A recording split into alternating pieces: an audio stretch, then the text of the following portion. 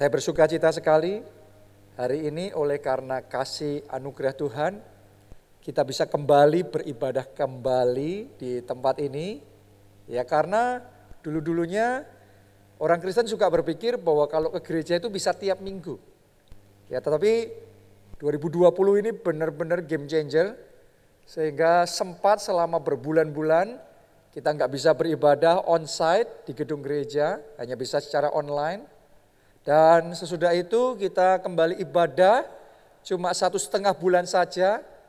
Kemudian harus kembali online lagi ya 1 bulan.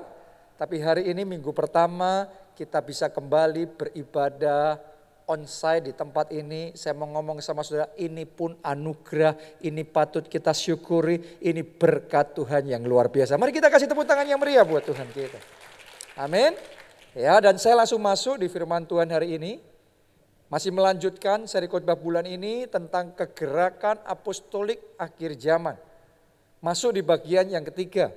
Bagian yang pertama tentang mandat apostolik.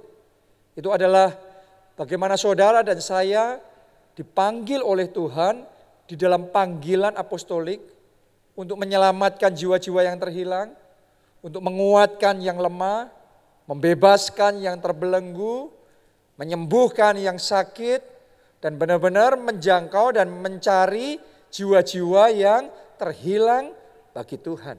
Itu yang pertama. Yang kedua, minggu lalu kita belajar tentang urapan apostolik. Karena kalau Tuhan suruh kita melakukan sesuatu, tidak akan dibiarkan kita berjuang sendiri. Dia pasti menyertai kita. Kalau Tuhan suruh saudara melakukan sesuatu, Tuhan juga pasti mampukan saudara. Amin. Karena itu Tuhan sediakan urapannya bagi kita. Nah itu yang kedua. Nah hari ini kita akan masuk di bagian yang ketiga. Seri khotbah ini. Bagian yang ketiga ini saya mau bagikan kepada saudara tentang hati apostolik. Jadi untuk kita bisa melakukan mandat apostolik, perlu hati apostolik. Kalau enggak punya hatinya, enggak bisa mengerjakan mandatnya. Jadi kita perlu punya hati apostolik. Pertanyaannya, hati apostolik itu bagaimana? Sederhana, ada 2. Yang pertama adalah hati yang love God with passion. Jadi untuk kita bisa dipakai Tuhan mengerjakan mandat apostolik, menjangkau jiwa yang terhilang. Butuh hati yang love God with passion. Yang cinta Tuhannya menggebu-gebu.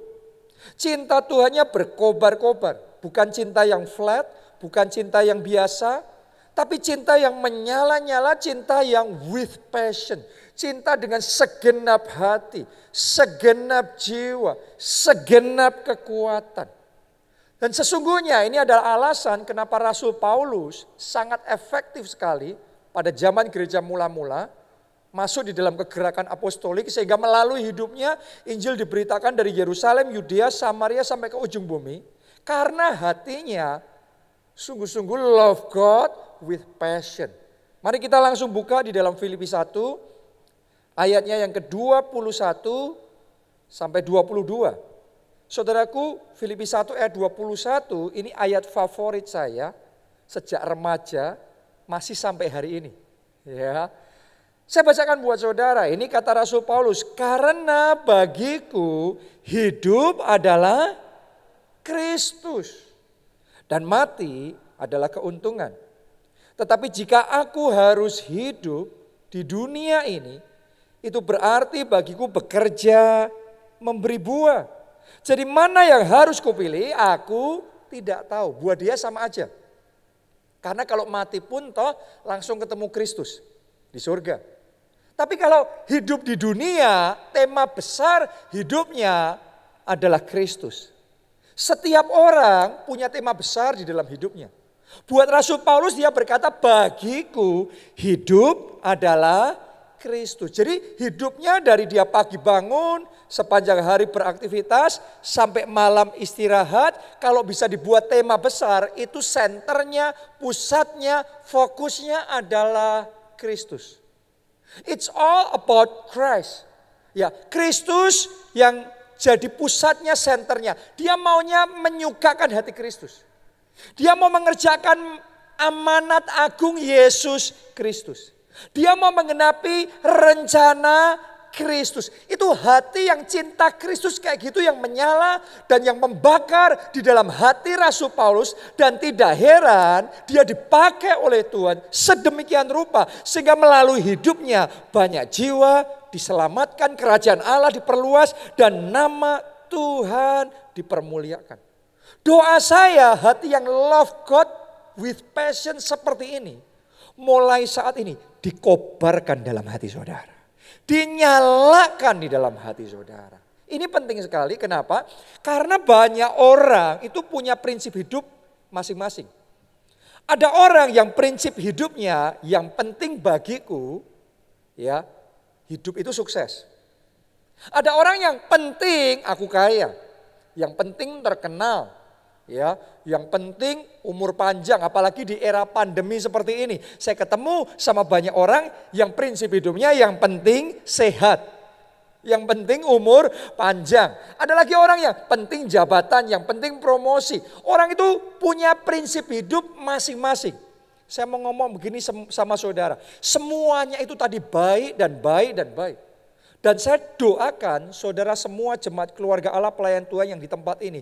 Hidup saudara diberikan kesehatan, pernikahan keluarga saudara bahagia, pekerjaanmu diberkati, keuangan berlimpah-limpah, masa depanmu gilang gemilang di dalam Tuhan. Amin, haleluya. Akan tetapi saya juga mau ngomong sama saudara, kalau ada satu hal yang lebih penting dari semuanya itu, seharusnya Kristus nomor satu di dalam hidup kita. Yesus harusnya yang menempati urutan pertama. Yang pertama dalam hidup kita, lebih dari apapun, lebih dari siapapun, lebih dari jabatan, lebih dari umur panjang, lebih dari apapun, Yesus nomor satu dalam hidup kita. Saya berdoa mulai hari ini, hati yang kayak gitu, hati yang love God with passion seperti itu, menyala di dalam hati saudara. Amin. Nah, banyak orang saudaraku, banyak orang Kristen sebenarnya cinta Tuhan. Tapi masalahnya lebih cinta harta. Lebih cinta jabatan. Lebih cinta popularitas. Lebih cinta yang lainnya. Saya berdoa mulai hari ini di dalam hidup saudara benar-benar yang terutama cinta Yesus. Yang utama cinta Kristus. Boleh katakan amin? Haleluya. Nah, pertanyaannya sekarang seperti apa sih cinta Kristus itu? Love God, love Jesus with passion. Karena setiap minggu kita semua nyanyi, kita cinta Yesus. Ya, saya yakin kalau orang Kristen ditanya semuanya pasti ngomong cinta Yesus. Tapi pertanyaannya seperti apa? Love God with passion. Karena hukum terutama Yesus ngomong, kasihlah Tuhan Allahmu dengan segenap hatimu, segenap jiwamu, segenap kekuatanmu. Seperti apa itu love God with passion? Saya mau kasih satu gambaran yang simple tentang love Jesus with passion. Kita baca 2 Samuel 23. Ayat 14 sampai ayat yang ke-16. Ini adalah kisah ketika Daud sedang berperang melawan orang Filistin. Saya bacakan buat saudara, pada waktu itu Daud ada di dalam kubu gunung dan pasukan pendudukan orang Filistin pada waktu itu ada di Bethlehem. Jadi Daud di kubu gunung, orang Filistin di mana tadi? Bethlehem. Ya, ayat 15. Lalu timbullah keinginan pada Daud. Dan ia berkata, sekiranya ada orang yang memberi aku minum air dari perigi Bethlehem yang ada dekat pintu gerbang. Pada daerah itu dikuasai orang Filistin. Itu zona yang bahaya. Kalau sampai menerobos ke sana, tertangkap bisa celaka. Bisa mati, tapi entah gimana muncul kerinduan, tiba-tiba mendadak muncul keinginan minum air dari perigi Bethlehem. Ya, nah mari kita lihat ketika Daud cuma sekedar ngomong begitu aja, terus kedengeran sama orang-orangnya, kedengeran sama tim intinya. Ya, mari kita lihat apa yang mereka lakukan. Kita baca ayat yang ke-16. Lalu ketiga pahlawan itu menerobos perkemahan orang Filistin. Saudara harus ngerti, ini harus nerobos perkemahan. Ya, mereka menimba air dari perigi Bethlehem yang ada dekat pintu gerbang, mengangkatnya dan membawanya kepada Daud. Tetapi Daud tidak mau meminumnya, melainkan mempersembahkannya sebagai korban curahan kepada Tuhan. Coba Anda renungkan, bagaimana tiga pahlawan itu, orang-orangnya Daud, percayanya sama Daud. Loyalitas mereka sama Daud. Mengasihinya Daud sampai kayak gitu. Hanya demi bawa minum buat Daud, karena Daud timbul keinginan itu. Hanya demi menyenangkan Daud, mereka rela untuk pertaruhkan nyawanya. Mereka rela korbankan segalanya. Untuk apa? Untuk menyenangkan hati Daud. Itu yang namanya love Daud with passion. Oke, saya mau ngomong begini sama saudara. Kalau orang-orangnya Daud, buat Daud yang seorang manusia saja bisa seperti itu. Harusnya saudara dan saya buat Yesus Kristus yang sudah mati bagi kita, memberikan tubuhnya dan darahnya segalanya buat kita. Supaya kita yang harusnya binasa tidak binasa, melainkan beroleh hidup yang kekal. Harusnya buat Yesus itu kita berikan yang terbaik. Dan hanya yang terbaik yang kita bawa kepada Tuhan. Amin ya, amin. Haleluya. Harusnya buat Yesus any cost. Apapun pengorbanannya, apapun yang diperlukan dari hidup kita. Kalau itu kerinduan Yesus, kalau itu dia yang suruh, kalau itu dia yang ngomong, kita di garis yang terdepan. Dan saya berdoa, cinta yang seperti itu ada di dalam hati saudara. Cinta Yesus yang seperti itu mulai saat ini dinyalakan dalam hidup saudara. Itu yang mana saya sebut cinta yang di dalamnya ada apinya. Ya, banyak orang ngomong cinta, cinta sama pasangannya, cinta sama mengasihi temannya, tapi cintanya basi, cintanya flat, cintanya kosong. Saya berdoa hari ini api cinta itu dinyalakan kembali dalam hati saudara. Terlebih lagi api cinta sama Yesus, cinta sama Tuhan. Makanya love God with passion. Jadi nggak cukup ngomong mengasihi Tuhan, tapi mengasihi dengan menyala-nyala. Mengasihi dengan berkobar-kobar.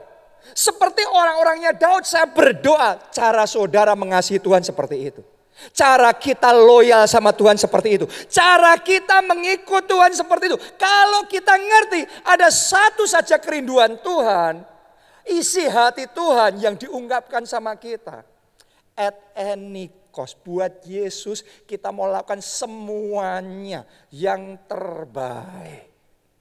Amin. Dan saya mau ngomong sama saudara, kalau ada satu hal yang diingini oleh Tuhan Yesus lebih dari segalanya, itu adalah jiwa-jiwa. Oke, kalau Daud maunya air yang ada di perigi Bethlehem. Tapi kalau Tuhan maunya adalah supaya anak-anaknya yang tersesat bisa balik ke jalan yang benar, bisa diselamatkan. Saya mau ngomong begini sama saudara, kalau Anda punya anak dan anak saudara salah jalan, tersesat, pergaulan salah, hidupnya kacau balau, rusak semuanya.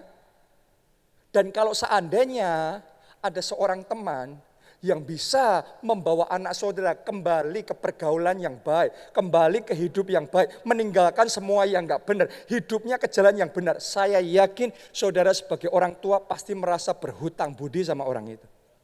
Benar? Ya, saya mau ngomong sama saudara, buat kita jiwa-jiwa yang terhilang itu orang lain. Tapi buat Tuhan Yesus, jiwa-jiwa itu adalah anak-anaknya yang tersesat.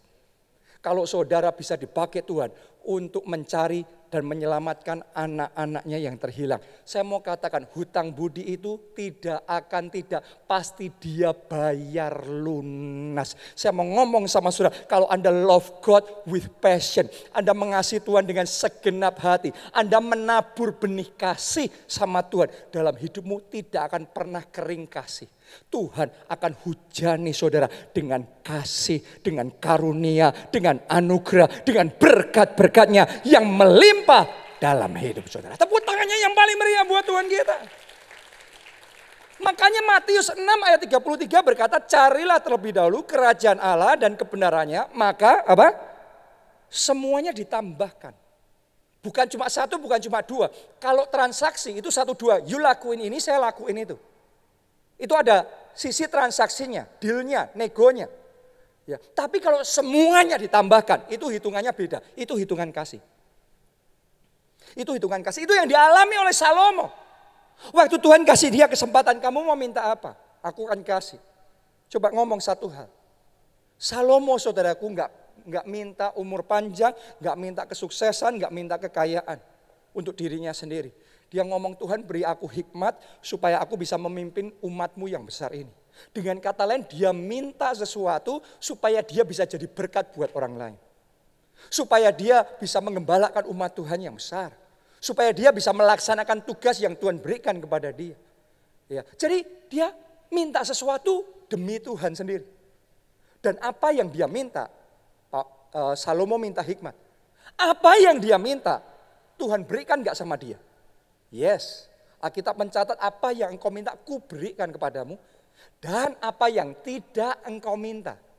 Engkau nggak minta umur panjang, engkau nggak minta kekayaan, engkau nggak minta yang lain-lainnya, tapi semuanya itu kutambahkan kepadamu. Matius 6 ayat 3, semuanya ditambahkan. Doa saya mulai hari ini dalam hidup saudara selalu ada jawaban doa. Kalau Anda berdoa, yang engkau doakan hari ini terima jawaban doamu, yang tidak engkau minta pun Tuhan tambahkan. Tuhan tambahkan berkat, Tuhan tambahkan kemenangan, Tuhan tambahkan mujizat, Tuhan tambahkan anugerah yang melimpah. Tepuk tangannya yang paling meriah buat Tuhan itu. Haleluya. Jadi love God with passion itu akan membuat saudara ke level yang belum pernah Anda alami sebelumnya. Love God with passion. Saya mau ngomong begini sama saudara. Kita nggak bisa ngalahkan Tuhan dalam hal kasih. Karena God is love. Allah adalah kasih. Anda mengasihi Tuhan, dia akan pastikan manifestasi kasihnya Anda rasakan semakin nyata dalam hidup saudara. Yes. Loving God with our heart pays. Cinta Tuhan dengan segenap hati kita itu saudara akan terbayar lunas. Oke. Jadi hari ini ambil keputusan, jangan mengasihi Tuhannya suam-suam kuku. Jangan mengasihi Tuhannya biasa-biasa. Mengasihi Tuhan dengan segenap hati. Mengasihi Tuhan dengan menyala-nyala. Mengasihi Tuhan dengan berkobar-kobar. Oke. Dan kalau seseorang mengasihi Tuhan dengan segenap hati, maka kasih sama Tuhan itu akan membawa kita juga mengasihi jiwa-jiwa. Love God with passion akan membawa kita love people with passion. Saudaraku, satu kerinduan Tuhan, yaitu jiwa-jiwa yang terhilang diselamatkan. Kalau saudara cinta Tuhan itu akan membuat saudara melihat jiwa-jiwa yang terhilang dengan sudut pandang yang berbeda. Tadinya orang-orang di sekeliling saudara Anda lihat hanya teman saudara, hanya keluarga saudara, ya sudah kita punya urusan sendiri-sendiri, kita ya berteman, tapi ya sudah. Tapi kalau saudara mengasihi Tuhan hari demi hari, cara saudara melihat teman saudara akan berbeda. Kenapa? Karena ada belas kasihan akan jiwa-jiwa yang terhilang itu Tuhan munculkan dari hati kita. Kita nggak hidup cuma memikirkan diri kita sendiri. Tapi kita hidup, kita care sama orang lain. Kita care sama orang-orang di sekeliling kita. Kita mau bagikan kasih Tuhan di dalam hidup kita kepada mereka. Kita diselamatkan, kita mau menyelamatkan mereka. Kita dapat kekuatan, kita ganti mau membagikan kekuatan itu kepada mereka. Kita dapat sukacita, damai sejahtera. Kita mau impartasikan damai sejahtera dan sukacita itu kepada mereka. Kita dipulihkan, kita juga mau mereka mengalami pemulihan yang daripada Tuhan itu. Love God with passion akan membuat saudara love people with passion. Dan saya melihat dengan mata iman saya, orang-orang di tempat ini, Tuhan akan pakai saudara. Bahkan Tuhan sedang pakai saudara. Saya bisa melihat dalam alam roh, ada orang-orang di tempat ini, benar-benar ada orang-orang di tempat ini, melalui hidupmu, seisi keluargamu itu bertobat dan terima Yesus. Melalui saudara, teman-teman di pergaulan komunitas di mana Anda terlibat, Roh Kudus akan bekerja, membawa pertobatan dan pemulihan dan anugerah keselamatan terjadi di dalam komunitas itu. Jadi saya berdoa saat ini, hati yang penuh dengan belas kasihan pada jiwa-jiwa yang terhilang, itu dipenuhkan, bahkan dilimpahkan dalam hati saudara. Jadi punya hati sama jiwa-jiwa yang terhilang, mengasihi jiwa-jiwa yang terhilang. Bukan cuma jiwa-jiwa yang terhilang, tetapi juga mengasihi saudara seiman kita yang lain. Kalau saat ini kita beribadah bersama, saudara enggak sendiri, ada saudara seiman. Kadang-kadang hidup bersama dengan saudara seiman, ada gesekannya. Benar apa tidak? Ada masalahnya. Kenapa? Karena manusia punya kekurangan. Manusia punya kelemahan. Manusia melakukan kesalahan. Tapi saya mau ngomong begini sama saudara. Kalau hatimu penuh dengan love God with passion. Anda cinta Yesus dengan segenap hati saudara. Maka saudara akan tahu.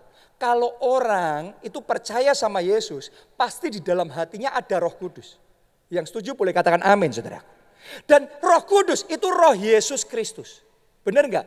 Padahal kita ngomong bahwa kita cinta Yesus. Kalau dalam hati seseorang ada Roh Yesus Kristus, itu sudah alasan cukup untuk kita tetap mengasihi orang itu seperti apapun kekurangan dan kelemahannya. Karena kadang-kadang ketika kita berhadapan sama kekurangan dan kelemahan seseorang, kita jengkel, kita kecewa, kita marah. Bahkan kadang-kadang kalau nggak hati-hati kita menghakimi. Saudaraku, hari ini buka hatimu biar kasih Allah itu mengalir di dalam hati saudara. Sehingga saudara bisa melihat dari kacamata yang berbeda. Benar memang ada kekurangan. Benar dia saudara seiman kita itu ada kesalahan, ada kekurangan. Tapi karena ada Yesus di dalam hatinya, itu alasan yang cukup bagi kita tetap mengasihi saudara kita. Tetap mengasihi saudara seiman kita. Jadi kalau orang dipenuhi dengan kasih Tuhan, cara hidupnya berbeda. Karena sekarang sudut pandangnya Kristus. Kristus bukan kita. Tapi Yesus. Selama ada Yesus dalam hidupmu, aku mengasihi engkau. Oke, jadi Yesus, beda. Semua tentang Yesus, semua tentang Kristus. Kalau orang mengasihi Tuhan, orang mengasihi gerejanya. Orang mengasihi rumahnya, kayak Daud. Daud berkata, 1 hari di pelataran rumah Tuhan lebih berharga daripada 1000 hari di tempat lain. Ya, itu kayak orang pacaran. Bukan cuma suka sama pacarnya. Orang kalau pacaran pasti suka mampir ke rumah pacarnya. Benar enggak? Berlama-lama di rumah pacarnya. Saudaraku, sama seperti itu Daud. Daud enjoy. Dia happy. 1 hari aja di pelataran rumah Tuhan lebih indah dari yang lainnya. Makanya dia bersuka cita ketika dikatakan orang, mari kita pergi ke rumah Tuhan. Padahal dia bisa memuji, menyembah, beribadah dimanapun. Di rumah dia juga bisa. Tapi ada sukacita tersendiri ketika dikatakan, mari kita pergi ke rumah Tuhan. Bahkan Daud berkata, cinta akan rumahmu menghanguskan aku. Daud enggak cuma ngomong cinta akan Tuhan, itu sudah pasti. Tapi cinta akan rumahmu menghanguskan aku. Saya mau ngomong sama saudara, kalau hati kita dipenuhi love God with passion, kita akan hidup mengalami perubahan, masuk dalam dimensi yang belum pernah kita alami sebelumnya. Karena cara kita memandang, hati kita, pola pikir kita akan diubahkan. Jadi sekali lagi saya berdoa mulai hari ini, love God, love people with passion. Hati yang seperti itu diimpartasikan di dalam hati saudara. Ini hati apostolik. Hati yang love God, love people with passion. Ya, jangan sampai terbalik. Kalau kita enggak hati-hati saudaraku, Alkitab mengatakan di 2 Timotius 3 ayat 1 sampai 2a, bahwa pada hari-hari terakhir akan datang waktunya manusia akan mencintai dirinya sendiri. Jadi bukan cinta Tuhan, bukan cinta sesama. Tapi mencintai dirinya sendiri. Bukan love God with passion. Bukan love people with passion. Love myself with passion. Oke, jadi cinta sama dia. Yang penting aku. Yang penting aku yang sukses. Yang penting aku yang maju, yang penting aku dapat promosi itu, yang lainnya terserah mau gimana, bila perlu dijegal. Supaya kita bisa naik. Hari ini buka hati saudara, sehingga mulai hari ini kita naik level di dalam kasih. Memang semua orang ada masa pertumbuhan, saya juga sama, kita semua sama. Ya, semuanya kadang-kadang kalau masih belum dewasa memulainya fokusnya diri sendiri. Sama seperti kalau anak masih kecil fokusnya diri sendiri, fokusnya aku. Ini mainanku, ini permainku, ini bonekaku, ini mobil-mobilanku, aku. Dan sekalipun anak itu fokusnya diri sendiri. Saya mau tanya, saudara sebagai orang tua masih tetap mengasihi anak saudara enggak? Iya. Saudara kalau memilih jadi anak Tuhan yang hidup fokus hanya diri sendiri, enggak peduli yang lainnya. Ya, saya mau ngomong sama saudara, Tuhan tetap mengasihi saudara. Tuhan tetap menerima apa adanya saudara. Tapi cara pilihan kita itu akan membatasi hidup kita sendiri. Karena kalau belum dewasa rohani tetap diberi kepercayaan, tetap diberkati. Tapi berkatnya ya sejauh itu. Hanya ketika anak-anak jadi dewasa, kedewasaan itu akan menarik kepercayaan yang lebih besar. Saya mau ngomong sama saudara, hari ini bertumbuh dalam level kasih saudara. Bukan lagi hidup hanya untuk diri sendiri. Mulai hari ini karena bagiku hidup adalah Kristus. Aku mau menyenangkan hatinya. Hidupku harus jadi berkat bagi orang lain. Kalau Tuhan lihat kasih saudara bertumbuh jadi dewasa. Saya mau katakan mulai hari ini Anda akan menyaksikan kepercayaan demi kepercayaan yang tadinya belum pernah Anda dapatkan sebelumnya. Tuhan akan berikan kepada saudara. Jadi mulai hari ini ambil keputusan naik level. Karena kita rugi kalau hidup buat diri kita sendiri. Orang yang egois itu mikir itu yang untung, itu yang benar. Tapi ketika kita sudah terbuka mata rohani kita, kita ngerti kita terbatas sekali kalau hanya untuk diri sendiri. Kalau Tuhan lihat kita bisa dipakai oleh Tuhan untuk memuliakan namanya, untuk menggenapi rencananya, untuk jadi berkat bagi orang-orang di sekeliling kita.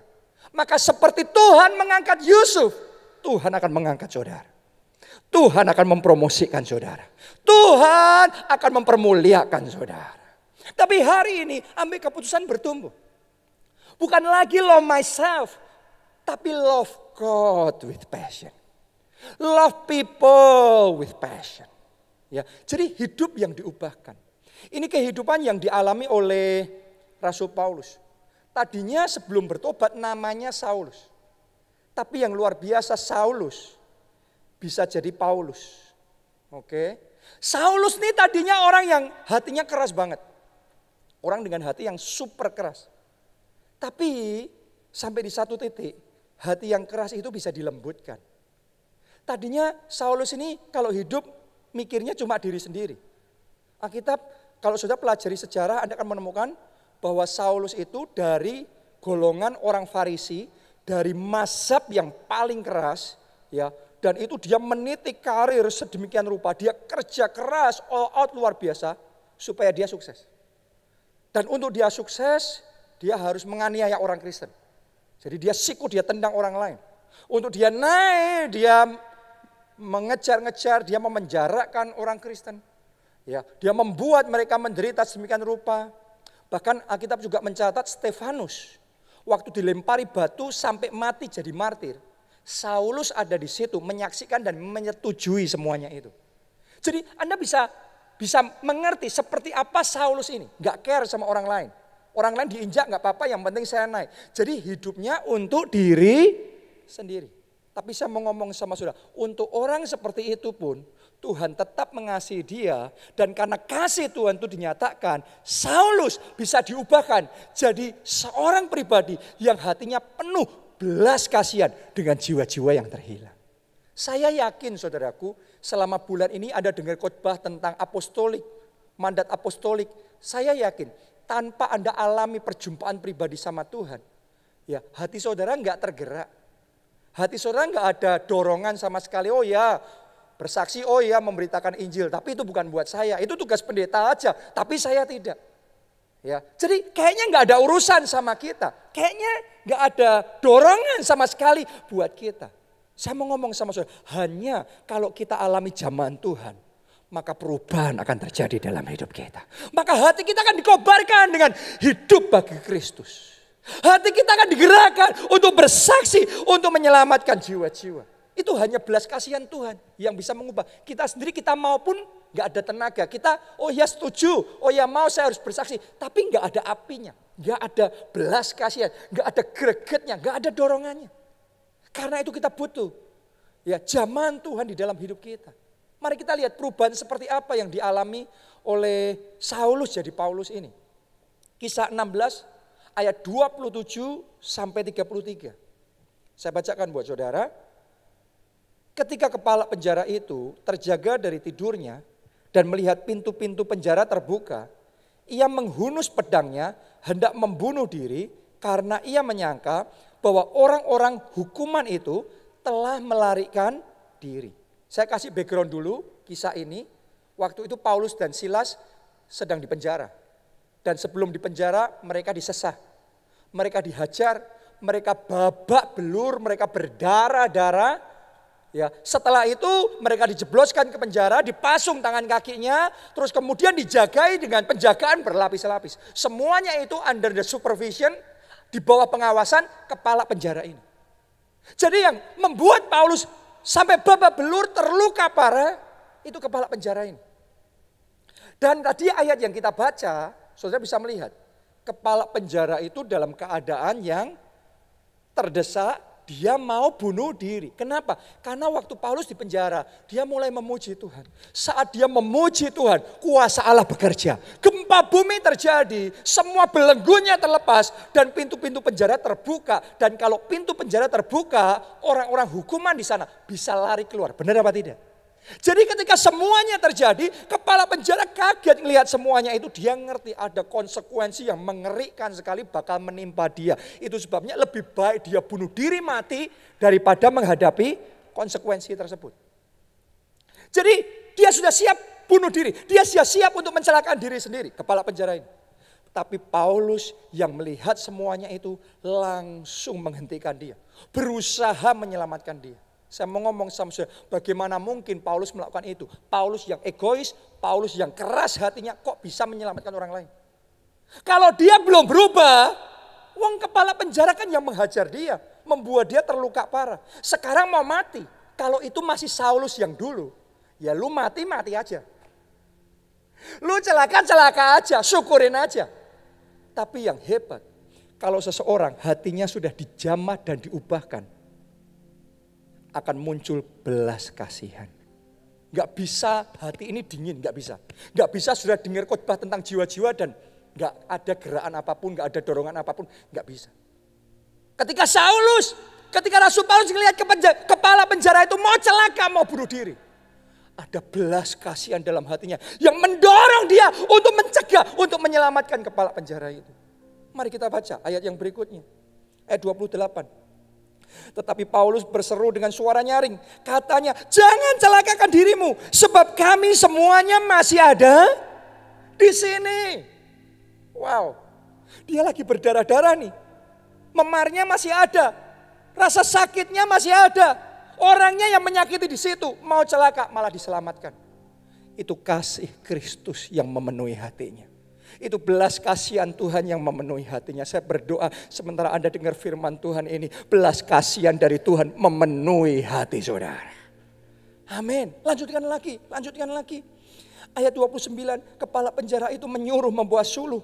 Lalu berlari masuk dan dengan gemetar tersungkurlah ia di depan Paulus dan Silas. Ia mengantar mereka keluar sambil berkata, Tuhan, apakah yang harus aku perbuat supaya aku selamat? Jawab mereka, percayalah kepada Tuhan Yesus Kristus dan engkau akan selamat, engkau dan seisi rumahmu. Paulus bukan hanya menyelamatkan nyawa kepala penjara itu, tapi dia juga menyelamatkan jiwanya. Paulus sempatkan untuk bersaksi, Paulus sempatkan untuk memberitakan Injil. Percaya sama Tuhan Yesus, percaya sama Tuhan. Engkau diselamatkan, seisi keluargamu juga diselamatkan. Orang kalau hatinya sudah dipenuhi belas kasihan sama jiwa-jiwa yang terhilang, melihat ada orang yang belum selamat, gak bisa diam saudara. Pasti ada dorongan, saya harus bersaksi. Saya harus berusaha. Gimana caranya dia harus selamat. Gimana caranya dia harus menerima Yesus sebagai Tuhan dan Juru Selamat. Menerima jaminan keselamatan di dalam kerajaan surga. Itu Paulus. Anda harus ngerti. Itu dia di penjara. Itu dia babak belur. Dia sakit semuanya. Tapi dia masih bisa memikirkan untuk menyelamatkan nyawa. Dan bersaksi memberitakan Injil. Ini hati yang love people with passion. Ini belas kasihan pada jiwa-jiwa yang terhilang. Lanjutkan. Ayat 32. Lalu mereka memberitakan firman Tuhan kepadanya dan kepada semua orang yang ada di rumahnya. Pada jam itu juga kepala penjara itu membawa mereka dan membasuh bilur mereka. Kenapa ditulis membasuh bilur mereka? Karena mereka masih berdarah-darah. Disesah, dianiaya. Jadi semuanya itu dilakukan dalam kondisi kayak gitu. Baru setelah mereka melakukan, kepala penjara itu membasuh bilur mereka. Lihat apa yang terjadi. Seketika itu juga ia dan keluarganya memberi diri dibaptis. Akan terjadi melalui hidup saudara. Keluargamu dibaptis. Teman-temanmu percaya. Dipertobatkan. Diselamatkan. Karena ada belas kasihan untuk jiwa-jiwa yang terhilang. Kuncinya. Kenapa Paulus bisa diubahkan seperti itu? Karena dia jumpa dengan Yesus. Dia ketemu sama Yesus. Alkitab mencatat dalam perjalanannya menuju ke Damsyik, Tuhan Yesus menampakkan diri kepadanya dalam satu penglihatan. Dan tiba-tiba Saulus berkata, Tuhan, siapakah engkau? Yesus berkata, akulah dia, akulah Yesus yang engkau aniaya itu. Saat itu Paulus mengalami zaman Tuhan dalam hatinya. Dan sejak saat itu hidupnya tidak pernah sama lagi. Saya berdoa zaman Tuhan itu terjadi saat ini di dalam hati saudara. Saya berdoa saudara ketemu Yesus secara pribadi. Saudara mengalami Yesus secara pribadi. Karena hanya orang yang mengalami Yesus secara hati. Yang hatinya love God with passion. Orang tua saudara bisa ajak saudara ke gereja. Tapi kalau engkau belum alami zaman Yesus. Gak ada api cinta menyala-nyala sama Yesus, gak ada. Ya ke gereja bisa, tapi bukan cinta menyala. Cinta menyala-nyala akan muncul ketika engkau ketemu Yesus. Belas kasihan pada jiwa-jiwa yang terhilang akan ada dalam hati kita ketika engkau ketemu Yesus. Dan mengalami zaman Tuhan. Siapa di sini yang mau mengalami zaman Tuhan? Siapa yang mau mengalami perjumpaan pribadi dengan Tuhan? Mari bangkit berdiri. Menyenangkanmu, menyukakanmu, terbakar oleh api cintamu. Menyenangkanmu, menyukakanmu, oh Yesusku, bawaku dekat di hatimu. Mari kita angkat dua tangan kita. Bersama-sama kita katakan. Menyenangkanmu, menyukakanmu, terbakar oleh api cintamu. Ini kerinduan kami Tuhan. Menyenangkanmu, menyukakanmu, oh Yesusku, bawaku dekat di hatimu. Semuanya pekerjaan Roh Kudus. Saudara hanya bisa punya belas kasihan yang tulus, yang real sama jiwa-jiwa yang terhilang. Kalau engkau alami zaman Roh Kudus dalam hatimu. Saudara hanya bisa punya kasih mula-mula, api cinta yang berkobar-kobar sama Tuhan. Kalau saudara ketemu Yesus secara pribadi. Untuk orang sekeras Saulus, yang kerasnya begitu rupa, siapa yang bisa ngomong sama dia tentang Yesus? Yesus sendiri ketemu sama Saulus. Dan orang sekeras batu seperti itu bisa dilembutkan sedemikian rupa. Jadi hari ini alami perjumpaan pribadi sama Tuhan. Saya mau berdoa, saudara alami jaman Tuhan yang real, nyata di dalam hidup saudara. Siapa yang mau mengalami? Mari angkat dua tangan saudara. Semuanya berdoa, semuanya datang sama Tuhan. Oh, jaman kami Tuhan. Saudara serukan itu sama Tuhan Yesus. Jamanku Tuhan, jaman hatiku,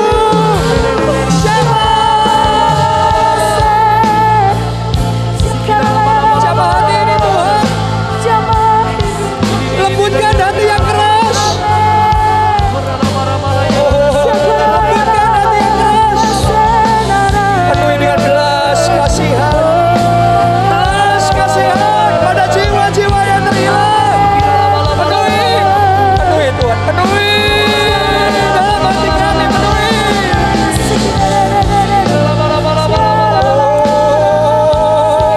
Sentuh kami, sentuh hati kami Tuhan, sehingga kami terbakar oleh api cinta-Mu.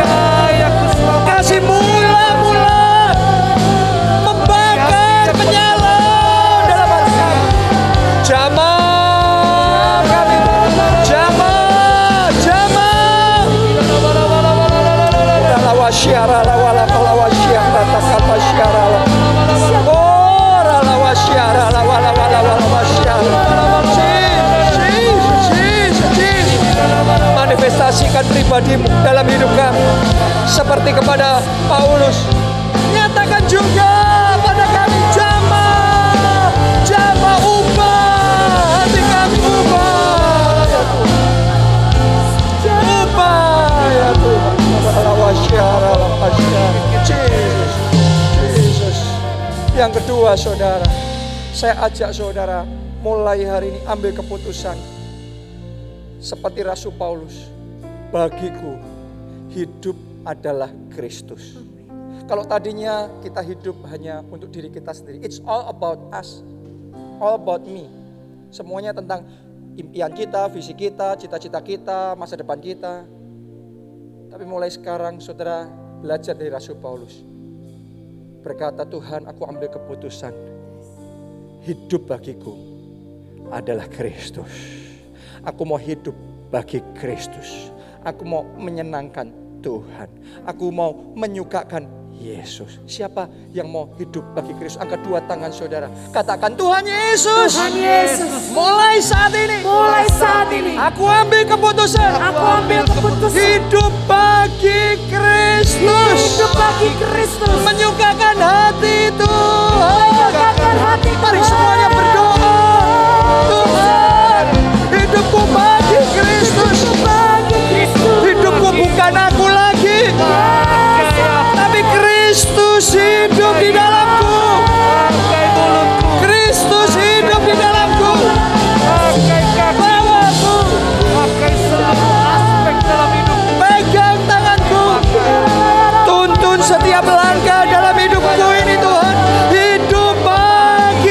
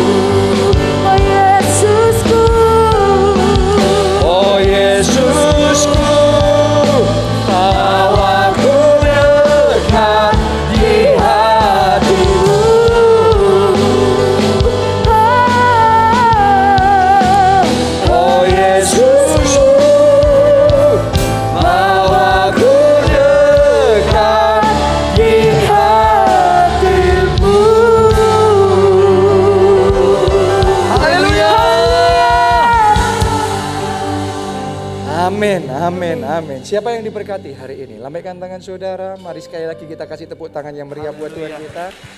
Haleluya.